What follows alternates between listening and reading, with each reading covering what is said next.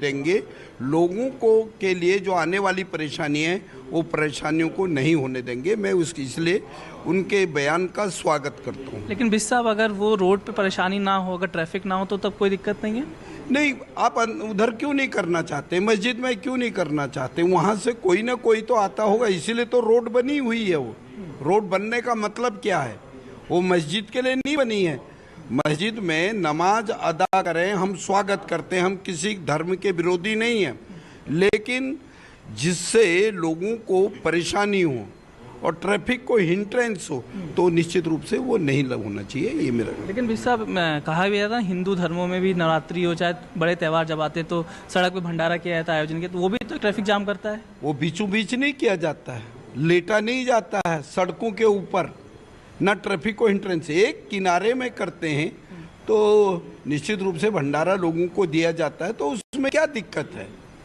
भंडारा पाने के लिए वो हिंदू हो या मुसलमान हो, वो हर व्यक्ति भंडारा लेता है, ऐसा मेरा मानना। पर ट्रैफिक तो उससे भी रुकता है सर।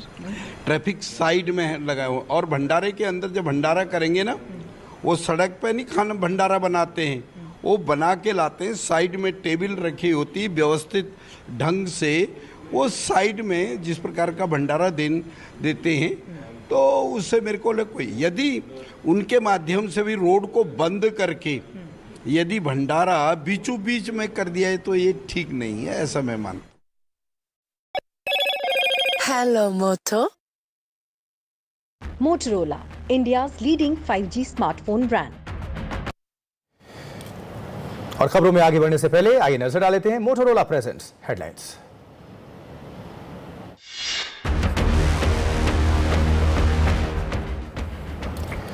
देखिए, देश में इस वक्त भारतीय जनता पार्टी के अभियान सौगाते मोदी की चर्चा है। बीजेपी इस ईद पर गरीब मुस्लिम परिवारों को कपड़े और खाने पीने का सामान बांट रही है और इस किट का नाम है सौगाते मोदी। दावा है कि 32 लाख मुस्लिमों को यह स्पेशल किट प्रदान की जाएगी। पटना में इसकी शुरुआत हो भी चुकी है। आपको दिखाते हैं हमारे संवाददाता प्रभाकर की रिपोर्ट। पटना में भाजपा ने सौगाते मोदी कार्यक्रम की शुरुआत की है। ये कार्यक्रम जो है, इसमें जो माइनॉरिटी कमेटी है, जो माइनॉरिटी कम्युनिटी के लोग हैं, मुस्लिम कम्युनिटी के लोग खासकर, उन्हें मोदी की तरफ से, प्रधानमंत्री मोदी की तरफ से गिफ्ट दिया जा रहा है ईदी के नाम पर। ये इसे ईदी कहा जा रहा है। इसमें क्या क्या है आपने देखा है? आपने इसमें नहीं देखा है। क्या क्या है? ये कौन दिया आपको? वहाँ दिया है। नहीं, ये कौन है? इस पे लिखा हुआ है सौगाते मोदी। हाँ, ये पता है आप? हाँ, कपड़ा है, एक साड़ी है, और क्या है? बस साड़ी है, सेवैया है। सेवैया है। अच्छा, तो ये सेवैया है और साथ में साड़ी है। और आप देखिए, ये गाड़ियों में लदे हुए ये पूरे जो गिफ्ट है सौगाते मोदी, ये भाजपा की तरफ से ये कार्यक्रम चलाया गया है। और ईद के मौके पे ये ईदी दी जा रही है, ईदी दी जा रही है। और ये पटना का हाईकोर्ट मज़ार है, जहाँ पे आके आप देखिए भाजपा की तरफ से ये कार्यक्रम आयोजित किया गया है और इसे ईदी जो है वो बांटी जा रही है। एक बार हम आपसे उनसे बात करके समझने की कोशिश करते हैं कि ये बताइए, ये कार्यक्रम है क्या, हमारे दर्शकों को समझाने की कोशिश। पवित्र रमज़ान चल रहा है, कुछ ही दिनों के बाद ईद का दिन आएगा और ईद की खुशी में जो गरीब मुसलमान हैं, जो ज़रूरतमंद मुसलमान हैं, उनके साथ ईद की खुशी में शामिल होने के लिए वज़ीर आज़म ने उनके लिए सौगात भेजा है। और हमारी कोशिश है कि ज़्यादा से ज़्यादा गरीब और जो ज़रूरतमंद मुसलमान हैं उन तक वज़ीर आज़म का सौगात पहुँचाया जाए। इस किट के अंदर नए कपड़े हैं, सेवैयाँ हैं, कुछ ड्राई फ्रूट्स हैं, शक्कर हैं, ताकि इनके घर में भी ईद की खुशहाली हो सके, इनके घर में भी ये लोग अपने आपस में ईद का इजहार कर सकें। वज़ीर आज़म आप जब बोलते हैं तो आप प्रधानमंत्री मोदी की बात कर रहे हैं? ऑब्वियस, वज़ीर आज़म प्रधानमंत्री नरेंद्र मोदी की बात कर रहा हूँ मैं। ये भाजपा का जो कार्यक्रम है ये पूरे देश में चल, ताकि ये सौगात उन तक पहुँच सके और उसके बाद उनकी ईद में जो है सेवैया का मिठास भी हो सके। जी बिल्कुल। तो देखिए, ये खासा महत्वपूर्ण इसलिए भी हो जाता है क्योंकि बिहार में चुनाव है और बिहार के चुनाव के मद्देनज़र जो ये भाजपा की मुहिम है, इसका एक थोड़ा महत्व ज़्यादा हो जाता है। तो आपको ये भीड़, आप देखिए, ये पूरी जो कतार लगी हुई है महिलाओं की, ये कतार जो है, ये आप लोग किस लिए खड़ी हैं यहाँ? किस लिए आई हैं? हम मांगे साड़ी ले। कौन दे रहा है साड़ी? मोदिया। कौन? मोदी जी। मोदी जी साड़ी दे रहे हैं, किस लिए? ऐसे गरीब आदमी को दे रहे हैं। चलिए, ऐसे ही गरीब आदमी को मोदी जी साड़ी दे रहे हैं। तो ये जो कतार है पूरी, ये जो ईदी है, जो सौगाते मोदी है, जो माइनॉरिटी कम्युनिटी के लोगों को भाजपा की तरफ से ईद के मौके पे दी जा रही है, ईद से पहले दी जा रही है। इसमें साड़ी है, सेवैयाँ हैं, कुछ ड्राई फ्रूट्स हैं, तो उसी को लेने के लिए लंबी भीड़ पटना में आप देख रहे हैं। पटना से Prabhakar Kumar, NDTV। Minority community के लोगों को भाजपा की तरफ से ईद के मौके पे दी जा रही है, ईद से पहले दी जा रही है। इसमें साड़ी है, सेवैयाँ हैं, कुछ ड्राई फ्रूट्स हैं, तो उसी को लेने के लिए लंबी भीड़ पटना में आप देख रहे हैं। पटना से Prabhakar Kumar, NDTV। Hello, Moto. Motorola, India's leading 5G smartphone brand. और आइए अब देखते हैं Motorola presents top stories.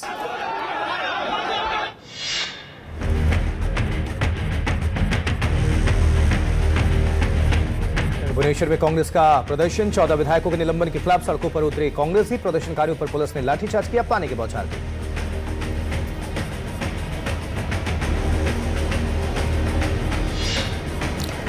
BJP नेता अनिल टाइगर की हत्या के विरोध में रांची में प्रदर्शन। कल बाइक सवार बदमाशों ने गोली मारकर अनिल टाइगर की हत्या की थी।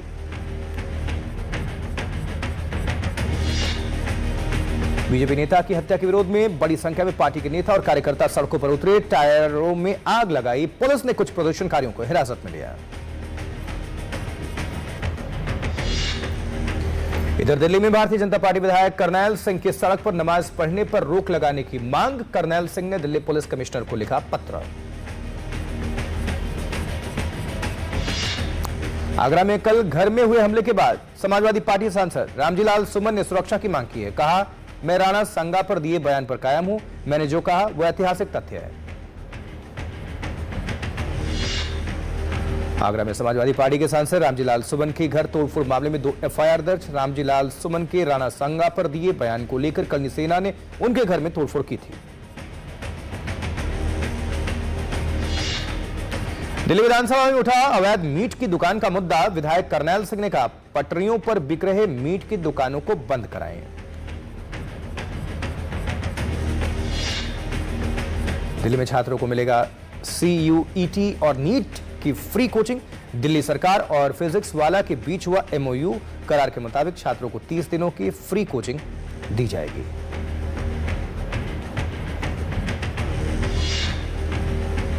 पटना में भवन निर्माण विभाग के चीफ इंजीनियर के घर ED की रेड। छापेमारी में करोड़ों रुपए बरामद। कई ठिकानों पर छापेमारी जारी।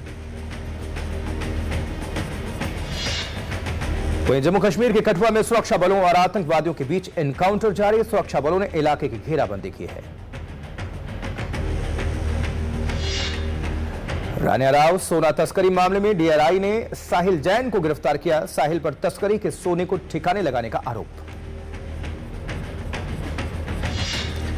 जान से मारने की धमकियों पर पहली बार बोले सलमान खान। सिकंदर मूवी के प्रमोशन के दौरान सलमान खान ने कहा, सब कुछ भगवान और अल्लाह पर है, जितनी उम्र लिखी है उतनी लिखी है।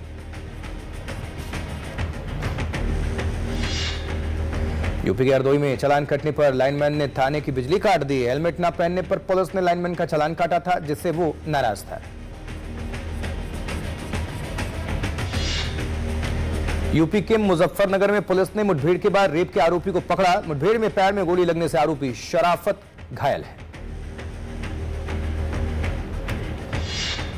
उत्तर प्रदेश के शाहजहांपुर में 4 बच्चों की हत्या के बाद पिता ने लगा ली फांसी। गला काटकर बच्चों को उतारा मौत की घाट।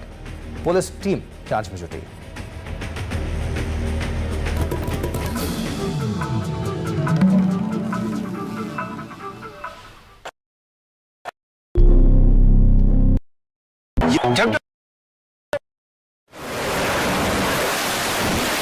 पंद्रह मार्च को अमेरिका ने यमन में हूती विद्रोहियों पर बम बरसाए, लेकिन उससे 2 घंटे पहले ही एक पत्रकार को मिल गया था पूरा वॉर प्लान।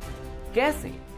एक सिग्नल चैट में ट्रंप के बड़े बड़े अधिकारियों ने कर दी ऐसी गलती कि पूरी दुनिया हैरान रह गई। क्या यह अमेरिका की सबसे बड़ी सिक्योरिटी लीक है? चलिए पूरा मामला समझते हैं।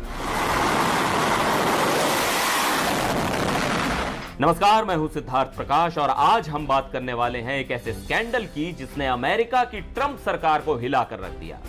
यह कहानी है एक सिग्नल चैट की जिसमें ट्रंप के टॉप ऑफिसर आपस में वॉर प्लान डिस्कस कर रहे थे और गलती से इसमें शामिल हो गया एक जर्नलिस्ट। तो चलिए शुरू से जानते हैं कि हुआ क्या था। बात शुरू होती है 11 मार्च से। जेफरी गोल्डबर्ग, जो कि द अटलांटिक मैगजीन के एडिटर इन चीफ हैं, इन्हें एक सिग्नल मैसेज आता है। भेजने वाला है माइकल वॉल्ट्स, जो कि ट्रंप के नेशनल सिक्योरिटी एडवाइजर हैं। गोल्डबर्ग सोचते हैं, अरे ये तो बड़ा नाम है, लेकिन क्या सच में वॉल्ट्स ही हैं या कोई फर्जी अकाउंट? फिर भी वो कनेक्शन रिक्वेस्ट एक्सेप्ट कर लेते हैं। फिर 13 मार्च को उन्हें एक सिग्नल ग्रुप में ऐड कर दिया जाता है और ग्रुप का नाम Houthi PC small group. Goldberg समझ जाते हैं कि पीसी का मतलब शायद प्रिंसिपल्स कमेटी है, यानी सिक्योरिटी से जुड़े बड़े बड़े लोग। लेकिन सवाल ये कि गोल्डबर्ग को इस ग्रुप में क्यों ऐड किया गया? तो अब बात करते हैं कि इस ग्रुप में था कौन कौन। कुल 18 लोग थे। माइकल वॉल्ट्स तो थे ही, उनके साथ थे मार्को रूबियो, जो कि सेक्रेटरी ऑफ स्टेट हैं, जेडी वेंस, ट्रंप के vice president, Tulsi Gabbard, director of national intelligence, Scott Bessent, treasury secretary, Pete Hegseth, defence secretary, John Ratcliffe, CIA director, Stephen Miller, homeland security adviser, और कुछ ऐसे नाम भी थे जिन्हें Goldberg ठीक से समझ नहीं पाए, जैसे कोई ब्रायन। तो कुल मिलाकर यह ग्रुप था अमेरिका के पावर का पावर हाउस। अब असली मसाला शुरू होता है। 13 मार्च को वॉल्ट्स ने ग्रुप में मैसेज डाला कि यह ग्रुप हूती विद्रोहियों पर हमले के लिए कोऑर्डिनेशन के लिए बनाया गया है। फिर सब लोग अपने अपने डिपार्टमेंट से कांटेक्ट पर्सन के नाम